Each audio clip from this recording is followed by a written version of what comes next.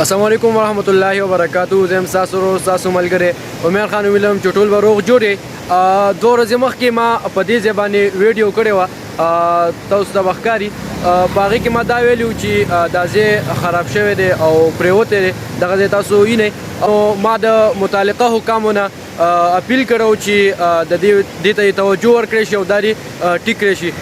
نو الحمدلله زموږ په هغه ویډیو باندې ایکشن واخیستلی شو او دغه ځای ته تاسو وینئ چې بورډ دې ته ولګېدو. انشاءالله ډېر ژر به په دې باندې کار شروع کېدو واله دی چونکې ما دا هم ویلي که چېرې دا زر ته زره ټیک نه کړی شو نو دا نور هم دا روډ خرابېږي.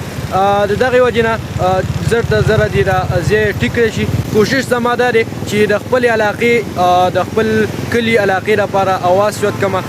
څه چې کمیانې وي څه غلطیانې وي نو چې هغه زه الله حکامو ته په ګوته باندې کړمه. ستاسو هم ډېره زیاته شکریه ادا کوم چې تاسو هغه ویډیو شیر کړله او دغه حکامو ته زمونږ اواز ورسېدو او په دغې باندې ایکشن واخیستلی شو.